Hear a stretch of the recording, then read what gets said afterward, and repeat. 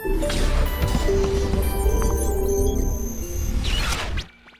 Securities and Exchange Commission of Nigeria hosted its Q3 2019 Capital Market Committee press briefing in Lagos. The briefing was an interaction between the SEC board and capital market correspondents on the key developments and deliberations from the CMC meeting. Ms. Mary Uduk, the Acting Director General of SEC, gave an overview of the key deliberations and decisions taken at the Q3 2019 CMC meeting. In the presentation made by the commodities trading ecosystem, we were informed about the ongoing collaboration with the Standards Organization of Nigeria to review applicable standards as well as the schedule of a capacity building session for personnel of the Federal Ministries of Finance, Budget and Planning, Trade and Investment, and Agriculture. The committee is also having engagements with the relevant corporate and state governments to secure their buy-in on current initiatives in the ecosystem.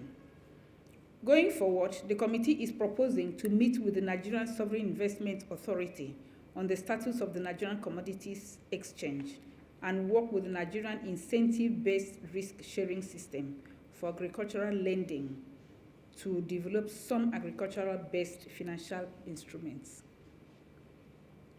The Multiple Subscription Committee presented the status of its ongoing engagement with the Central Bank of Nigeria and Committee of Heads of Banking Operation to display multiple account regularization banners in the banking halls all over the country.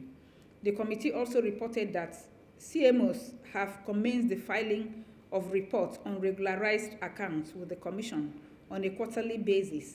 Given the relevance of this exercise and the need to create more awareness, the committee requested for an extension of the deadline of multiple accounts regularization. The presentation of the e-dividend committee showed that the number of shareholders enrolled on the e-dividend platform has increased to 2.8 million at the end of the third quarter of 2019.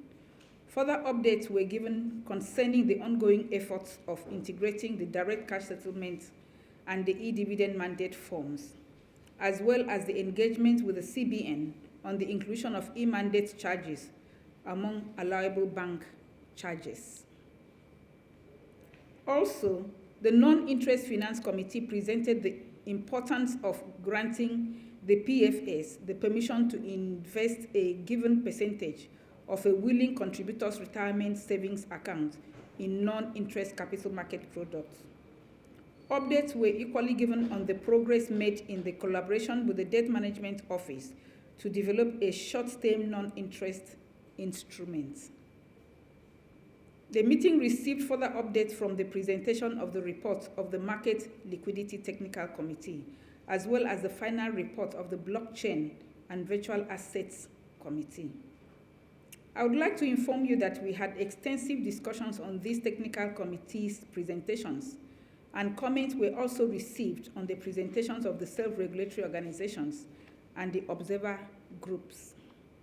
The following are some of the resolutions reached at the meeting. Registrars are to discontinue the practice of requesting for confirmation of bank signature during e-dividend process. CMOs are to display awareness campaign banners of e-dividends at their offices and venue of annual general meetings. Capital market operators should also work with the Commission to share awareness information on their social media platforms. SEC to review the request from the Association of Stockbroking Houses of Nigeria for extension of time for compliance on the transfer of complete investor data among operators such as brokers, registrars, and CSCS. Upon completion, the position of the Commission will be communicated to the relevant parties.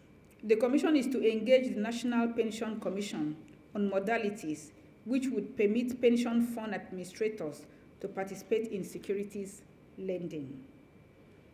The Commission is also to develop rules and regulations on warehouse receipts within the current legal framework.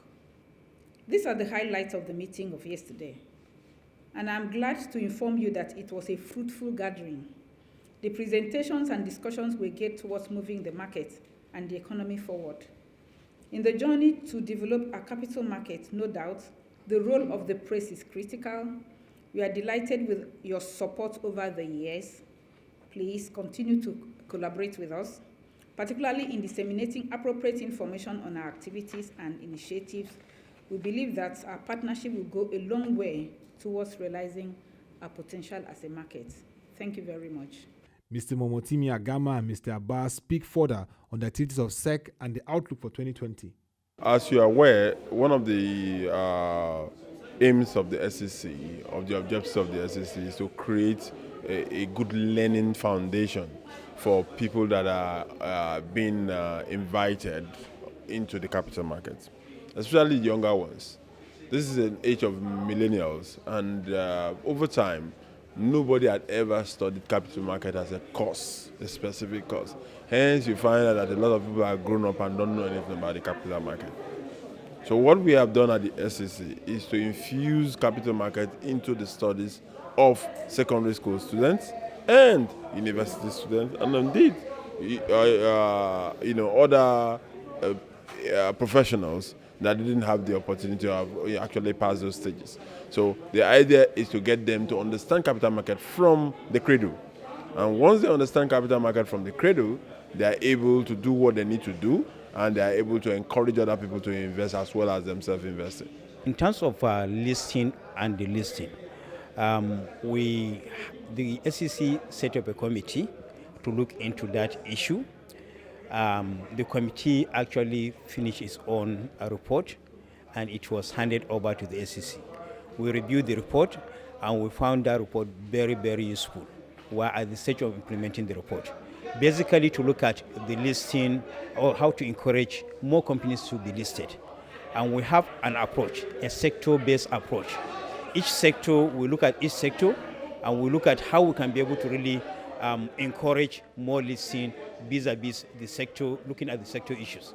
For instance, what will be applicable to upstream or downstream sector may not be applicable to like manufacturing sector.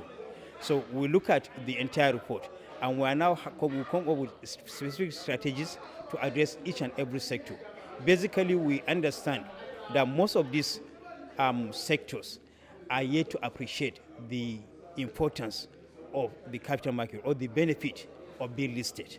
So we are now having a targeted approach, having meeting with the stakeholders to explain to them, to encourage them, to explain to them the benefit of being listed, the kind of value proposition or value addition that they would drive as a result of being listed. Then we look at the issues around incentive. How do you really incentivize companies to be listed? We look at issues around tax. We look at even issues around even the way, time to market in terms of processing this request for application to register your securities and get listed on the exchanges. So we look at it in that holistic approach. We are talking to other stakeholders to see how they can be able to help us to encourage more listing. For instance, we are looking at how the possibility of government patronizing listed companies in terms of granting contracts. We look at telecoms to see the possibility of when they are coming to renew their license, can a clause be embedded to say that if you are going to list, you get certain incentives, for instance. So these are some of the strategies that were adopted. And of course, we have a whole package about enlightenment, trying to really showcase that the benefit of them to be listed. Well, there is some level of improvement. The international economy has not been very favorable, but even at that, we can see that there have been some level of improvement. It's neither here nor there. We have not moved so fantastically up, and we have not gone too terribly down. So importantly, it's an issue of stability. So upon stability, what the next thing you can find is, a trajectory towards growth. And that's what we expect to happen in 2020.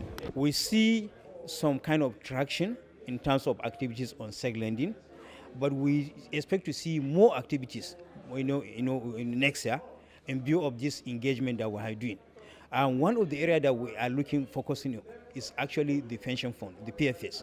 They sit on they have a lot of holdings, and we are now engaging their regulator, PENCOM, to see seg lending as an investment, so that they can be able to see, based on their framework, they can be able to come up with a guideline to allow PFS. The PFS want to do it, but they need to get clearance of their regulator.